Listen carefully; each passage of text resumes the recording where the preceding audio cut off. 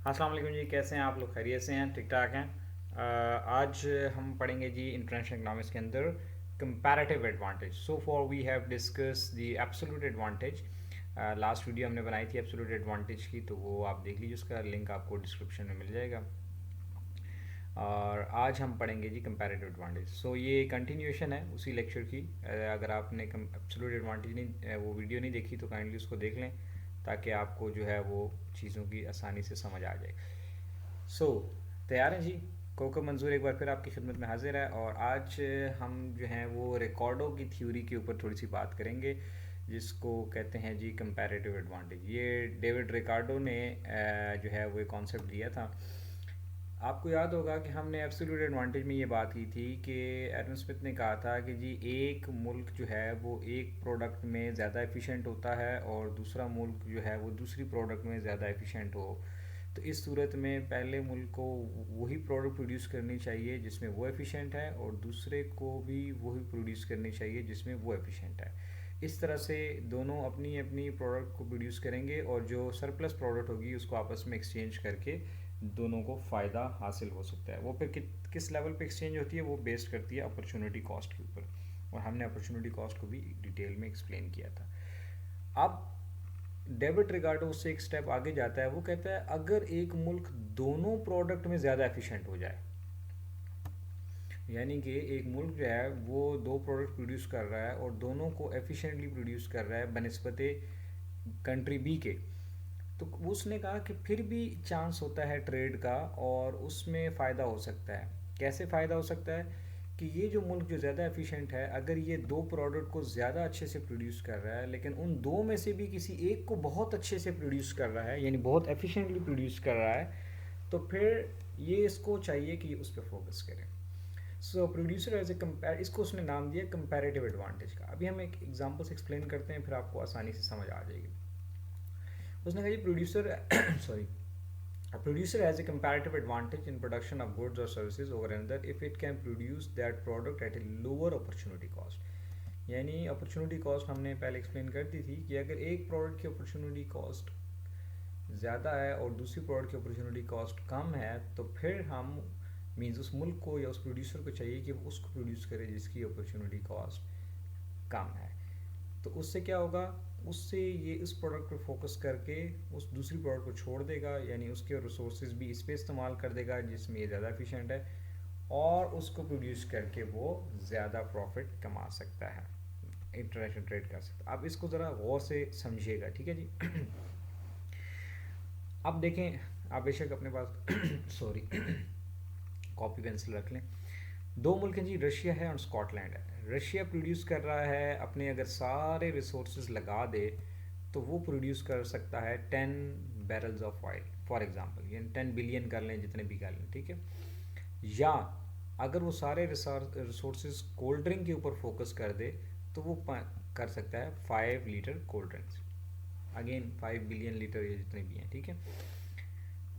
अब स्कॉटलैंड के अगर वो सारे रिसोर्सेज जो हैं वो ऑयल पे प्रोड्यूस लगा दे, यानी सारी मशीनरी, सारे लोग, सारे जो कुछ भी है वो ऑयल पे प्रोडक्शन पे लगा दे सारे रिसोर्सेज, तो वो प्रोड्यूस कर सकता है जी 20 बैरल ऑफ ऑयल, या फिर कोल्ड ड्रिंक को प्रोड्यूस कर सकता है 40 लीटर ऑफ कोल्ड ड्रिंक। अब आप देखें तो स्कॉटलैंड जो है वो दोनों प्रोडक्ट में ज़्यादा एफिशिएंट है बनस्बत रशिया के, ठीक है। यहाँ तक तो आपको समझ आ रही है ना कि जी स्कॉटलैंड ऑयल भी ज़्यादा अच्छे से प्रोड्यूस कर रहा है और कोल्ड ड्रिंक भी अच्छे से प्रोड्यूस कर रहा है बनस्बत रशिया के। लेकिन अगर आप गौर से देखें तो स्कॉटलैंड जो ऑयल जो प्रोड्यूस करता है रशिया के मुकाबले में, ये रेशो बन रहा है 1:2, ठीक है।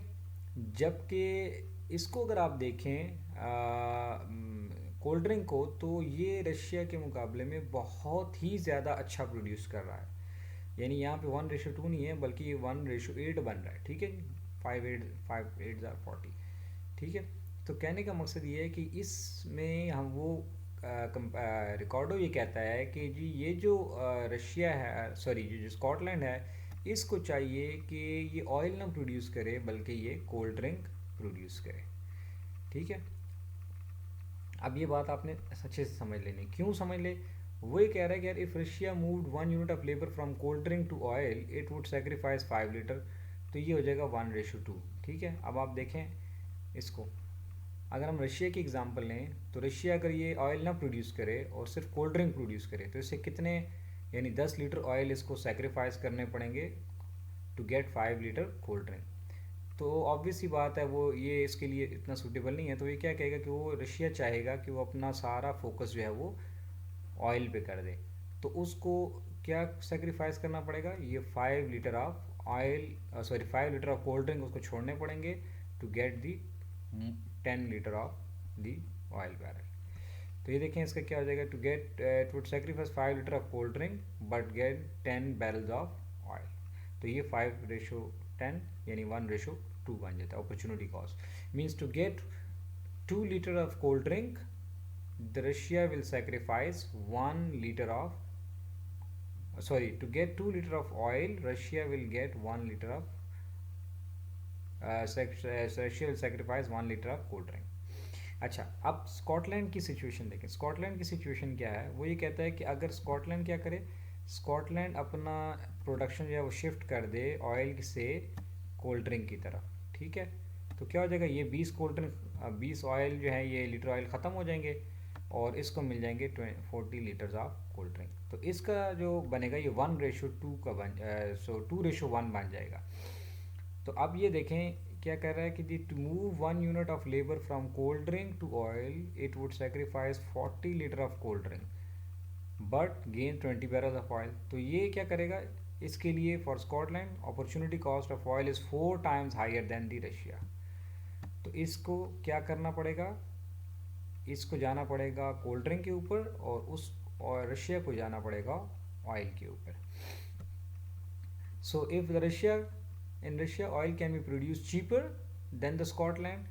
क्यों कि रशिया को जो सिर्फ और सिर्फ 1 litre of cold drink sacrifice करनी पड़ती है और उसको बदले में 2 बैरल ऑयल मिल जाता है, जबकि Scotland would have to sacrifice 2 litre of cold drink to get 1 barrel of oil. तो उसके लिए क्या फ़ायदा है स्कॉटलैंड के लिए कि वो फिर कोल्ड ड्रिंक प्रोड्यूस करे ना कि ऑयल।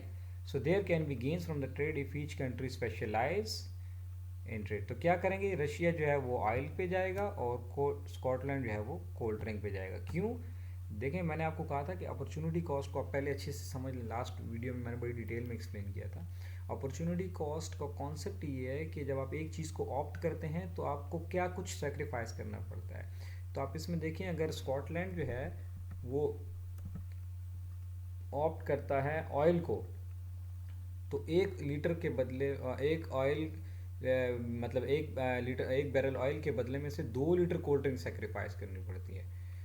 ठीक है ना, जबकि अगर ये कोल्ड ड्रिंक पे जाए तो कोल्ड ड्रिंक इसको लेने के लिए आधा लीटर ऑयल सेक्रीफाइस करना पड़ेगा, आधा बैरल ऑयल के रिसोर्सेज बेसिकली। ठीक है, तो इसके लिए स्कॉटलैंड के लिए क्या होगा, ये बेहतर होगा कि वो कोल्ड ड्रिंक्स पे जाए। अब हम देखते हैं कि अगर ट्रेड करने से इनको क्या फ़ायदा होगा। जब ट्रेड नहीं करता अगर रशिया और स्कॉटलैंड, तो क्या करेंगे, आधे रिसोर्सेज ऑयल पे लगा दिए, आधे कोल्ड ड्रिंक पे लगा दिए। तो पहले ये ठीक है, ये क्या है 10 के बजाय 5 हो जाएगा और ये 5 के बजाय 2.5 हो जाएगा। यानी रशिया ने आधे रिसोर्सेज ऑयल पे लगा दिए। अब रशिया क्या कर रहा है, ट्रेड नहीं कर रहा, स्पेशलाइजेशन नहीं करे, तो उसको क्या होगा, आधे रिसोर्सेज ऑयल पे लगाए, आधे कोल्ड ड्रिंक पे। इसी तरह स्कॉटलैंड भी आधे रिसोर्सेज ऑयल पे लगाएगा तो 10 ऑयल आ जाएंगे और 20 कोल्ड ड्रिंक आ जाएंगी। तो ओवरऑल वर्ल्ड वाइड प्रोडक्शन जो बन जाएगी 15 बैरल ऑयल और 22.5 लीटर कोल्ड ड्रिंक। अब अगर ये रिकॉर्डो की थ्योरी के मुताबिक ये स्पेशलाइजेशन पे जाते हैं तो फ़ायदा होगा कि नहीं। रशिया ने फोकस करना है ऑयल पे और स्कॉटलैंड ने फोकस करना है कोल्ड ड्रिंक पे।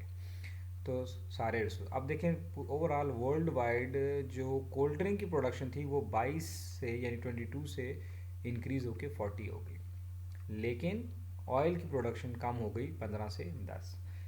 अब ये सबसे टेक्निकल पॉइंट है इसके थ्योरी के अंदर कि अब ये एक्सचेंज कैसे करेंगे, फ़ायदा कैसे होगा।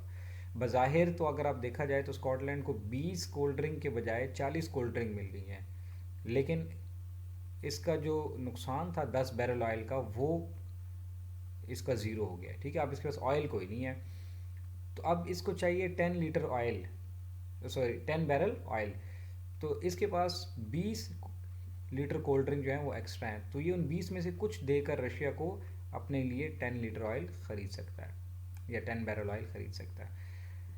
जबकि रशिया क्या करेगा, रशिया के पास कितने ऑयल आ गया, 10, तो यानी इसके 5 लीटर एक्स्ट्रा ऑयल आ गया, यानी वो रिसोर्सेज जो 5 बैरल ऑयल को एक्स्ट्रा प्रोड्यूस करते हैं, 5 से 10 हो गए।